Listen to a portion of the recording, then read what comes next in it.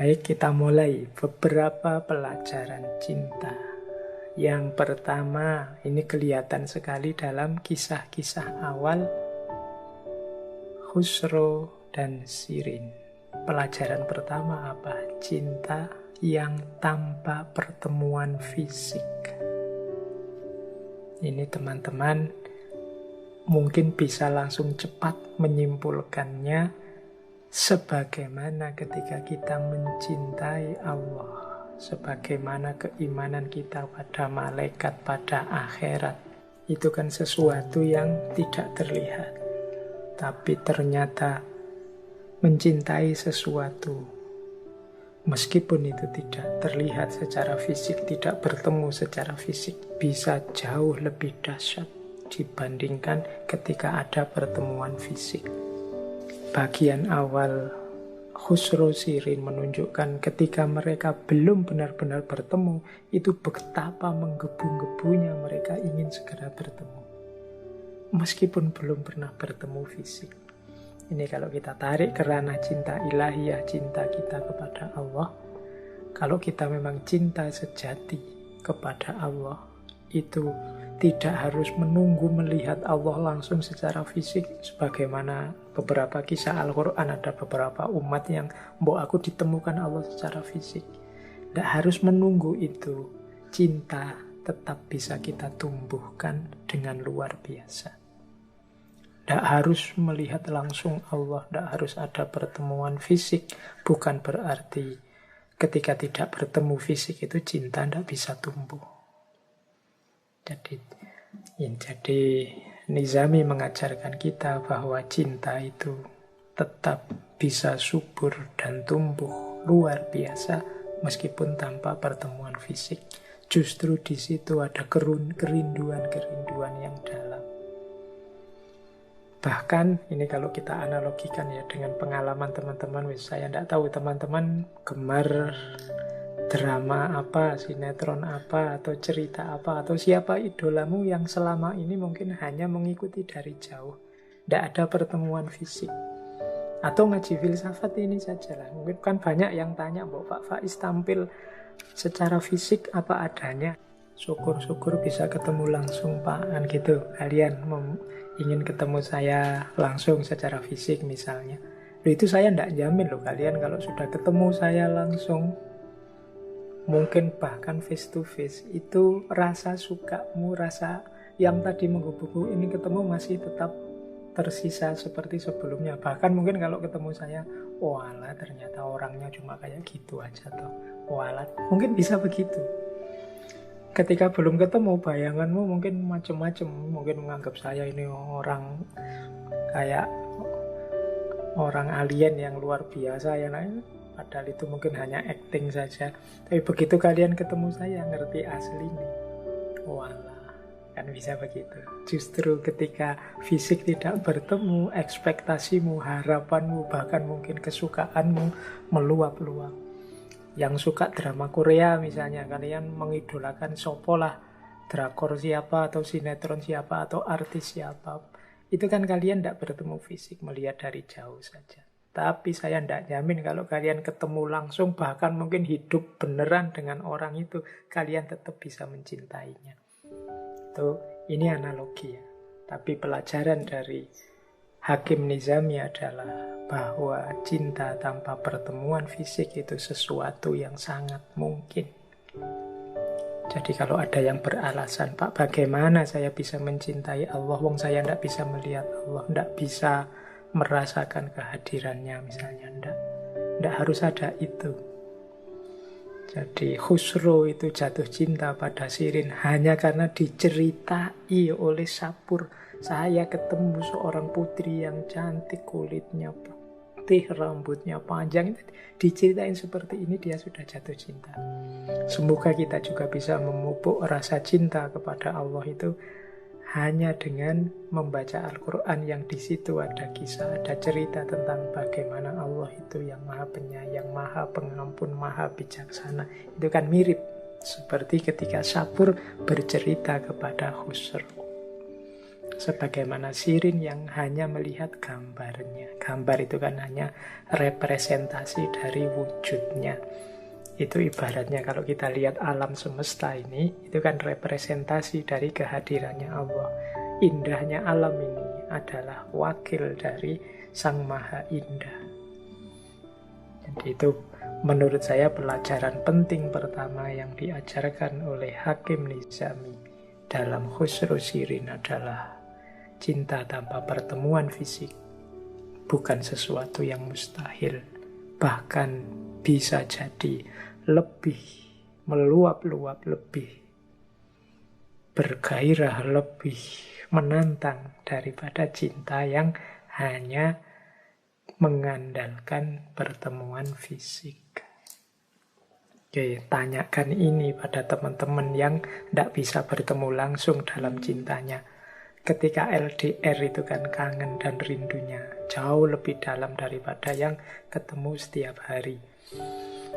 Yo, kalau ini silahkan ditanya yang alami. Oke, itu pelajaran cinta yang pertama. Pelajaran cinta yang kedua adalah pelajaran tentang komitmen. Jadi cinta itu butuh komitmen. Tidak bisa kita sesuka-suka kita sendiri. Di situ saya cantumkan satu bagian, satu babak dari kisahnya Sirin Khusru. Jadi saat itu bibiknya Sirin yang namanya Mahin menegur Sirin. Kata bibiknya, "Ya, aku tahu. Dia adalah pemuda yang tampan, menawan, cakep. Akan tetapi, jika engkau benar-benar berjumpa dengannya, jangan sekali-kali menyetujui apapun yang dijanjikannya kecuali menikah dengannya." Ini namanya komitmen. Jadi, cinta yang harus punya komitmen. Jangan nyari enaknya saja. Cinta yang harus punya target, harus punya tujuan yang baik bersama, harus punya aturan yang disepakati bersama. Ini namanya komitmen. Jangan tertipu dengan janji macam-macam. Tetap fokus, kalau katanya bibiknya tadi, menikah. Kalau dia tidak mau menikah, ya sudah, itu saja. Ini namanya komitmen. Jadi tidak untuk senang-senang saja. Cinta itu menyenangkan, tapi jangan mencintai hanya untuk senang-senang. Jadi cinta itu luhur, tapi kalau kita hanya ingin senang-senang saja, dia kehilangan keluhurannya. Justru ketika kita jatuh cinta, ketika Allah menganugerahkan cinta dalam diri kita, itulah awal untuk kita hidup dalam cinta. Jadi jatuh cinta itu bukan akhirnya, tapi awalnya. Awal dari kita untuk kemudian hidup penuh cinta. Termasuk jangan merusak cinta dengan tujuan-tujuan yang salah. Jangan menghidupkan cinta dengan rambu-rambu yang keliru. Itu namanya komitmen. Jadi ini pelajaran juga dari Hakim Nizami. Kalau kita tarik ke ranah cinta ilahiyah, komitmen itu berarti kalau kita cinta kepada Allah, harus mau komitmen menunjukkan ini loh bukti cintaku. Cintaku kepada Allah aku tunjukkan dengan lahirnya perbuatan-perbuatan benar, perbuatan-perbuatan baik, perbuatan-perbuatan indah.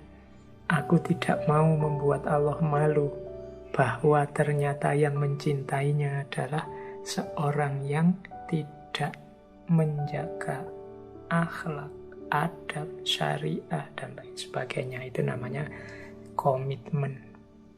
Karena aku ini hambanya dan aku adalah pecintanya, maka hidupku harus aku arahkan seperti ini. Itu namanya komitmen.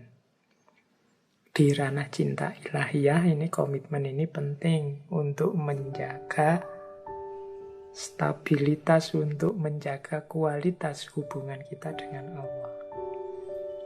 Nama lain komitmen kalau dalam kebaikan itu ya istiqomah. Karena tadi saya sudah berjanji akan belajar sampai nanti tua, ya saya akan belajar terus. Ini namanya komitmen.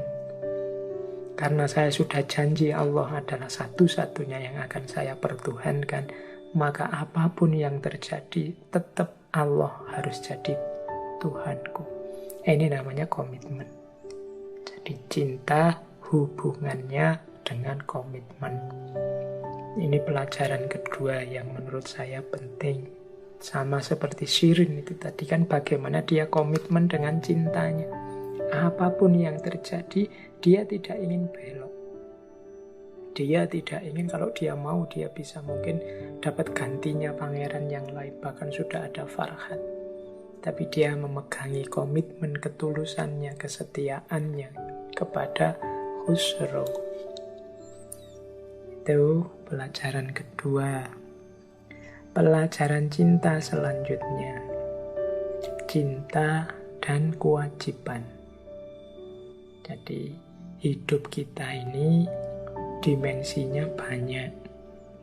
Cinta penting, tapi cinta tidak segalanya. Ada hal-hal yang itu harus berjalan seiring dengan cinta. Antara lain kewajiban-kewajiban hidup.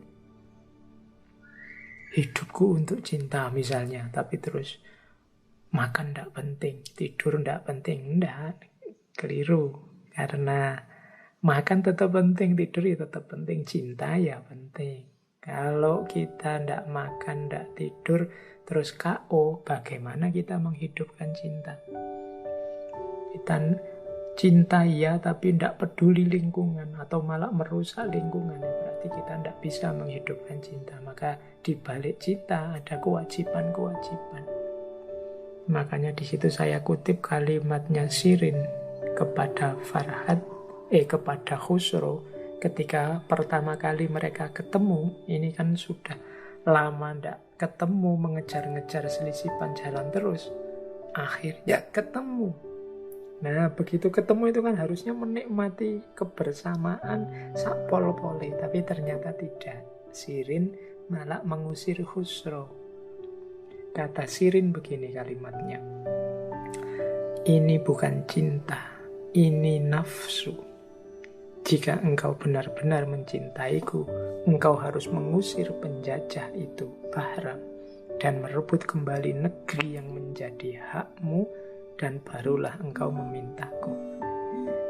Jadi dia marah pada Khusro yang kesusu saja ingin mengambil dirinya. Belum, engkau masih punya kewajiban, yaitu mengusir penjara namanya Bahram.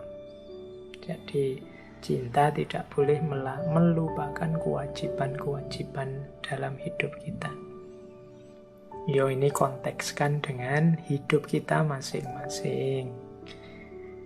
Yang sedang belajar jadi mahasiswa, kalian punya kewajiban belajar. Yang mungkin punya tanggungan apa, yaitu kewajibanmu.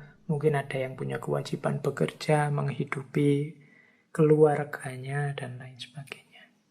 Jadi kewajiban bukan penghalang cinta, tapi dia bagian dari ketika kita menghidupkan cinta. Karena kalau kita melalaikan kewajiban, kemungkinan juga cinta yang kita miliki tidak akan bisa kita hidupkan. Kalau Khusro tidak peduli dengan kerajaannya, yang penting cinta-cintaan saja dengan Shirin, maka orang akan merendahkan dia. Banyak rakyat yang tersiksa oleh penjara, banyak ketidakadilan merajalela di mana-mana. Kalau negara kacau, rusak, hancur, cinta pun tidak akan bisa hidup, tidak akan bisa diekspresikan. Nah, jadi di situ rahasianya hubungan cinta dan kewajiban.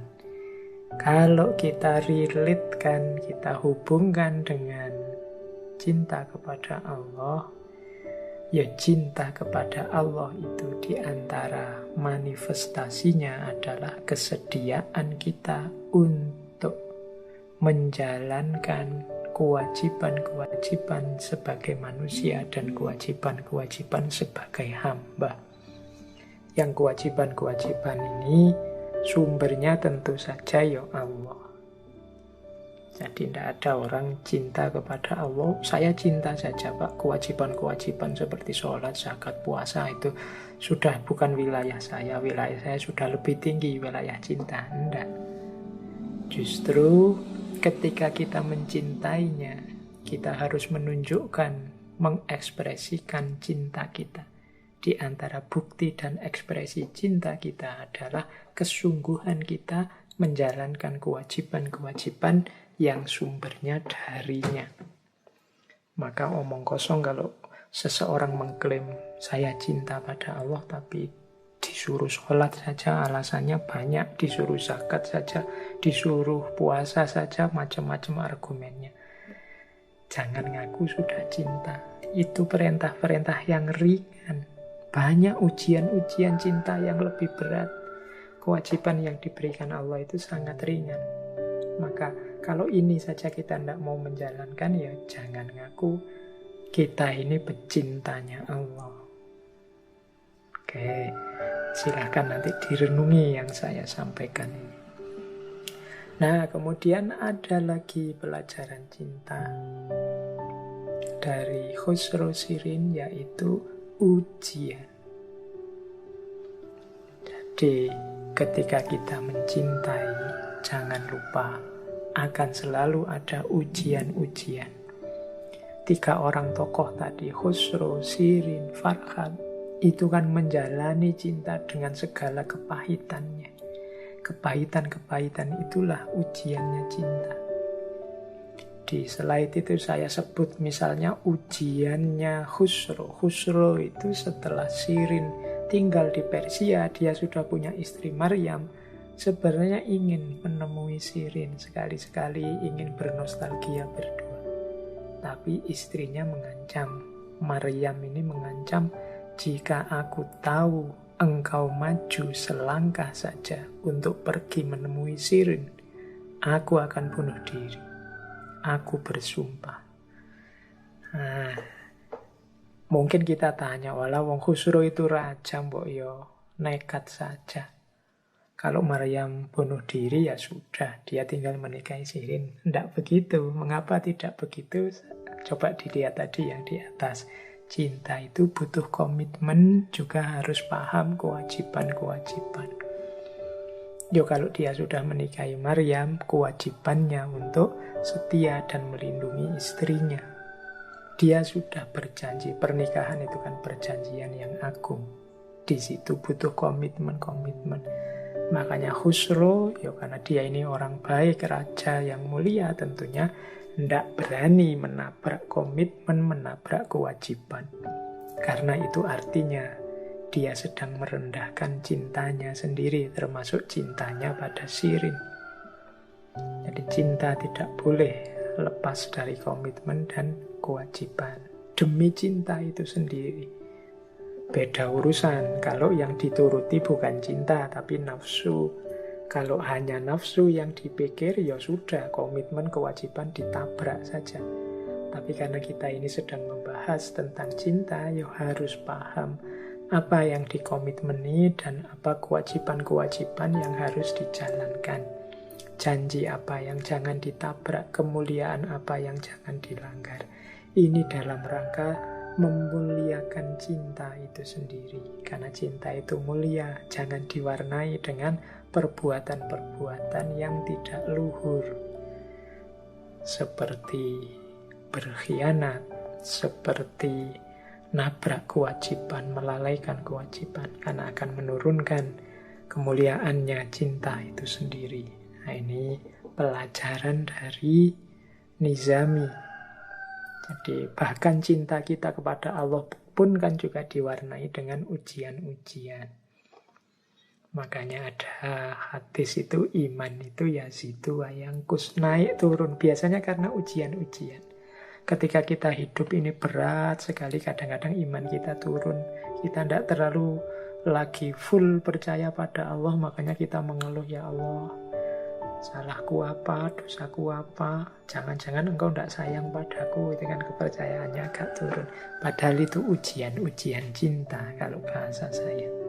Jangan sampai ujian ini membuat kita menyimpang, menyeleweng dari komitmen dan kewajiban hidup. Cinta ya penting, mulia, luhur. Maka jangan kotori cinta dengan tindakan-tindakan yang tidak luhur, tidak mulia. Di level apapun, dalam bentuk apapun. Oke, baik. Kita lanjutkan. Ini pelajaran lanjutan tentang cinta dari Khusro Shirin. Ada beberapa catatan tambahan tentang pelajaran ini. Jadi saya menambahkan ciri-ciri cinta, sejauh mana efeknya dalam kehidupan kita itu. Setidaknya ada 5 ciri lagi, 5 pelajaran lagi dari cinta selain yang saya sebut tadi. Jadi pelajaran selanjutnya, cinta itu adalah, ini pakai bahasa Inggris ya, gravitational force. Gravitational force itu kekuatan yang menarik. Ya istilahnya gravitasi. Jadi orang yang mencintai itu terdorong untuk mendekat kepada yang dicintai. Mirip seperti magnet atau medan gravitasi. Jadi orang yang mencintai itu suka untuk dekat dengan yang dicintai. Mengapa hidup kita hari ini banyak sekali konflik-konflik, susah sekali diajak rukun, diajak bersatu? Mungkin kita hari ini banyak kehilangan cinta. Sehingga kita kehilangan daya tarik, kehilangan gravitational force. Kita tidak kerasan dekat-dekat dengan yang lain. Yang kita kembangkan mungkin banyak hanya kebencian-kebencian, persaingan-persaingan, permusuhan-permusuhan. Maka daya rekat antar kita hilang. Daya gravitational force yang paling kuat itu cinta. Coba teman-teman baca lagi tadi ya, kisahnya Khusro dan Shirin.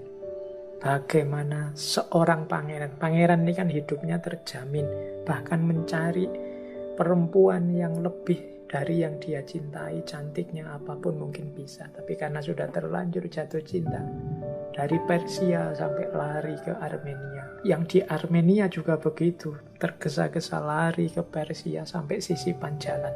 Karena cinta adalah gravitational force. Bagaimana Farhat yang dari gunung ke rumahnya Shirin, balik ke gunung lagi, datang lagi ke rumah Shirin, hanya berpusar-pusar di rumahnya Shirin, karena dia cinta itu adalah gravitational force. Daya gravitasi yang membuat orang saling dekat, ingin selalu dekat. Makanya tadi saya bilang, kita ini kenapa kok rasanya susah sekali berdampingan dalam segala perbedaan yang kita miliki? Mungkin karena memang yang kita kembangkan selama ini bukan perilaku cinta, tapi mungkin perilaku saling bersaing, perilaku saling membenci, perilaku saling ingin unggul, dan lain sebagainya. Maka penting menurut saya kita hidupkan lagi mode-mode kehidupan yang dipenuhi dengan cinta. Kalau teman-teman ingin nyaman, ingin selalu terdorong dekat dengan Allah, ingin selalu ingat pada Allah, ingin selalu nyaman dalam lingkungan Allah, maka hidupkanlah cinta ini. Cinta sebagai gravitational force. Ketika kita cinta pada Allah, maka apapun aktivitas kita, cara kita bicara, cara kita bertindak, cara kita berperilaku, pasti yang mengarah lebih dekat pada Allah. Yang membuat kita tertarik, terdorong mendekat pada Allah. Jadi kalau kita sudah cinta, itu sudah otomatis. Kenapa belum seperti itu? Mungkin memang level hubungan kita dengan Allah masih belum nyampe level, belum nyampe makom cinta, makom mahabbah. Mungkin masih level kewajiban atau level kebutuhan. Masih banyak pamrih-pamrih kita pada Allah selain Allah itu sendiri. Jadi sehingga cinta tidak jadi gravitational force. Bahkan mungkin ada yang tersiksa kalau lama-lama dekat dengan Allah. Zikir lama-lama tidak betah, sholat lama-lama tidak betah, bangun malam lama-lama tidak betah. Ya karena mungkin memang levelnya belum cinta. Kalau sudah cinta, bahkan semalaman berdua ingin nambah. Seperti kisahnya Robi'ah Al-Adawiyah.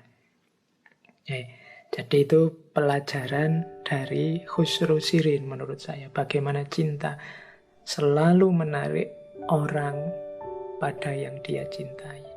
Betapa capeknya kalau teman-teman membaca kisahnya Khusru. Dia ingin selalu dekat dengan Sirin, mental lagi menjauh, ingin dekat lagi, mental lagi menjauh, ingin dekat lagi. Itu yang saya sebut gravitational force. Yang kedua, cinta adalah creative tension and extended power. Creative tension itu, cinta itu punya daya kreatif. Tension itu tegangan. Jadi ketegangan yang memunculkan kreativitas. Itu cinta. Jadi ketika orang jatuh cinta karena gairahnya, semangatnya, keinginannya untuk selalu dekat, selalu mengekspresikan cinta pada yang dia cintai, sementara kadang-kadang keinginan ini terhalang, muncullah kreativitas. Jadi dari ketegangan muncul kreativitas. Ketika kita ingin selalu membahagiakan yang kita cintai, muncul kreativitas. Ketika kita ingin selalu memenuhi yang diinginkan oleh yang kita cintai, muncullah kreativitas. Itu namanya cinta adalah daya kreatif. Ketika orang mencintai, pikirannya jadi aktif. Dia mikir, apa ya yang membuat, kira-kira yang membuat orang yang saya cintai ini bisa bahagia, bisa terpenuhi keinginannya. Ya teman-teman mikirnya jangan hanya cinta lawan jenis, kalau itu pasti. Mungkin yang cinta pada orang tua, nah, kita kan berpikir, gimana ya caranya orang tua saya biar senang, bagaimana aku bisa memenuhi keinginannya orang tua. Kadang kita tidak terlalu mampu, tapi kita punya kreasi-kreasi. Kalau memberi uang banyak saya tidak bisa, tapi kalau sekedar memberi ucapan saya bisa lah. Sekedar menyatakan lewat WhatsApp dengan kata-kata yang indah saya bisa lah. Makanya terus berusaha mengarang kata-kata yang indah. Itu kan creative tension, daya kreatif. Jadi selalu mencari jalan untuk membahagiakan, memenuhi kebutuhan yang dicintai. Selalu mencari cara, mencari jalan untuk bisa selalu dekat dengan yang dicintai. Itulah yang disebut cinta adalah creative tension. Dia adalah daya kreatif. Selalu mepet kita. Tension itu kan tegang, membuat kita tegang, tapi kemudian kita punya solusi-solusi alternatif, solusi-solusi yang kreatif untuk menyatakan cinta. Itu pelajaran kedua. Kalau dalam kisahnya Khusru Sirin itu kan bagaimana teman-teman mungkin belajar caranya Farhat membahagiakan Sirin dengan ide-idenya, dengan caranya sendiri. Bagaimana trik-triknya Khusru untuk mendapatkan Sirin. Ketika jalannya buntu, dia punya cara seperti ini. Ketika sudah tidak mungkin lagi, dia punya alternatif seperti ini. Itu yang disebut creative tension. Oke, sama ketika kita cinta pada Allah, itu kan daya kreatif kita semakin meningkat. Misalnya, kita hanya disuruh membaca kalimat thayyibah, kita hanya disuruh membaca sholawat, tapi oleh rasa cinta yang dalam, sholawatnya ya, tapi kemudian ditambah lagu, ditambah musik, ditambah nada yang syahdu dan lain sebagainya. Itu termasuk creative tension. Kemudian yang ketiga, pelajaran selanjutnya, cinta sebagai extended power. Jadi ketika orang mencintai, kekuatannya, powernya berlipat. Jadi extended power itu ya Coba dilihat misalnya dalam kisah tadi, extended power-nya seorang Farhat.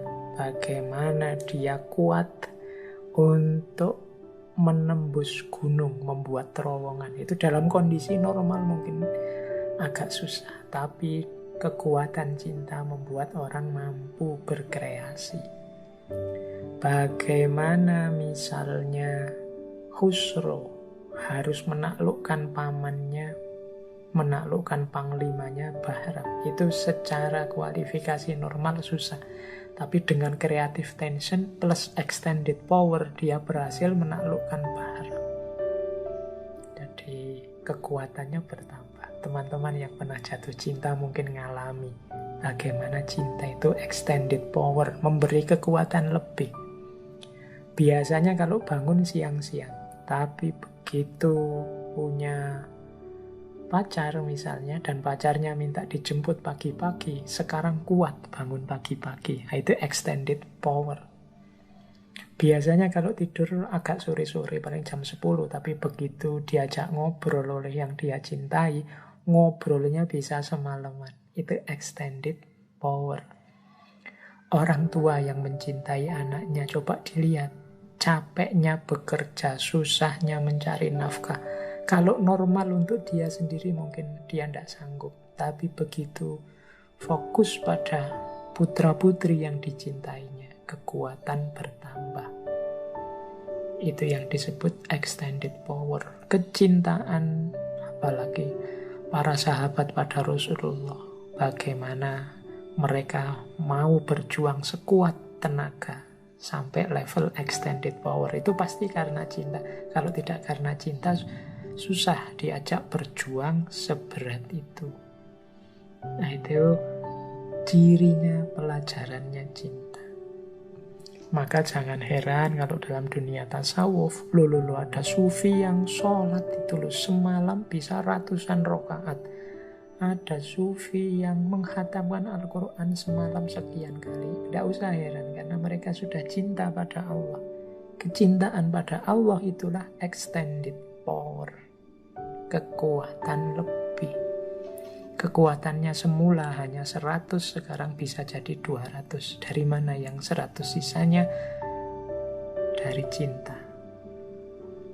Nah, ini pelajaran. Maka teman-teman yang sedang dimabuk cinta, sedang dilanda cinta, di level apapun kepada siapapun, pahami rumus ini dan arahkan creative tension dan extended power ini pada hal-hal yang produktif dan kreatif. Jangan sampai extended power, creative tension ini kita bawa pada hal-hal yang merugikan kita, yang kita sesali. Eman-eman ya, saya dulu bisa begini-begini, kok hanya saya pakai untuk itu. Pas saya jatuh cinta itu, ternyata saya pinter sekali bikin tulisan, bikin puisi. Eman-eman ya, dulu hanya tak pakai untuk merayu. Coba saya nulis puisi serius yang banyak, bisa jadi buku puisi sekarang. Aku jadi penyair sekarang. Ya, itu. Maka ayolah yang sedang jatuh cinta, powernya berlebih, kreativitasnya meningkat, arahkan itu untuk yang positif-positif. Farhat jadi buktinya bagaimana dia bisa membangun terowongan yang menembus gunung. Khusro jadi buktinya bagaimana dia bisa menaklukkan Bahram. Sirin jadi buktinya bagaimana dia bisa meninggalkan kerajaannya demi yang dicintai. Itu kalau orang biasa susah dan berat. Baik, pelajaran selanjutnya, kalau ini mungkin bisa juga dari cerita-cerita sebelumnya, bahwa cinta itu sebagai energi penyeimbang, sebagai harmoni. Sehingga ada kalanya cinta itu jadi antitesis dari status quo sosial, politik, budaya. Silahkan teman-teman membandingkan ceritanya Khusro dan Sirin ketika masih jadi pangeran, masih jadi putri. Kalau mereka tidak nabrak status quo, kalau mereka tidak nabrak sistem yang mapan, mungkin ceritanya tidak seperti yang mereka alami kemudian. Mungkin juga cintanya akan stuck, mandek. Tapi karena mereka berani nabrak status quo itu situasi yang sudah mapan. Kalau mau Khusro tinggal diam saja di istana pasti jadi raja. Mungkin juga punya pendukung banyak sehingga pemberontakan Bahram bisa gagal. Tapi dia nabrak status quo mengejar kebahagiaan. Tapi dari situ lahir harmoni keseimbangan. Sirin juga begitu, bagaimana dia meninggalkan istana, bagaimana dia hendak pamit, lari menuju Persia, dan lain sebagainya. Ini mode-mode anti status quo.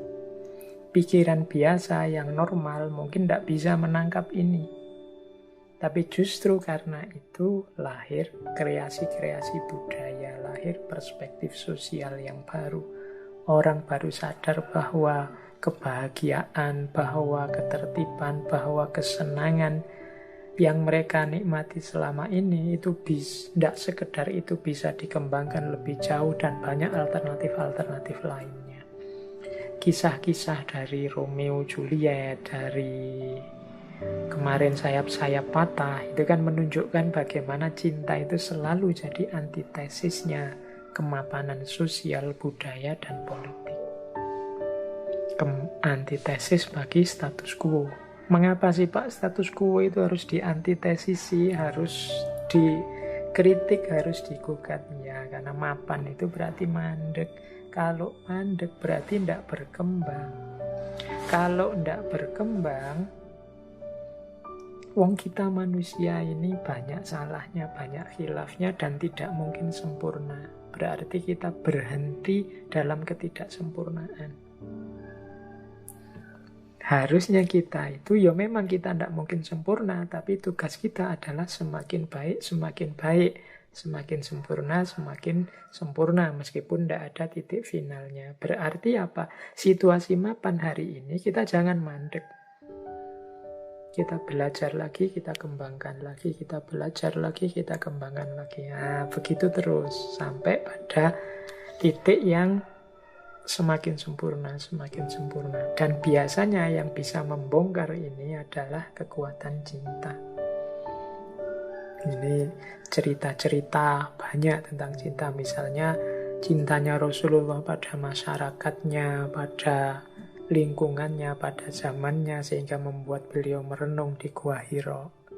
Itu kan dari cinta. Kemudian muncul tadi kreativitas sampai beliau oleh Allah diberi wahyu sebagai solusi segala problem yang selama ini beliau gelisahkan.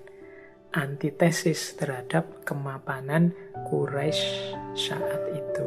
Nah, itu awalnya dari cinta. Jadi ini salah satu yang bisa kita tangkap dari kisah Khusro dan Sirin. Jadi cinta sebagai antitesis status quo sosial, budaya, dan politik.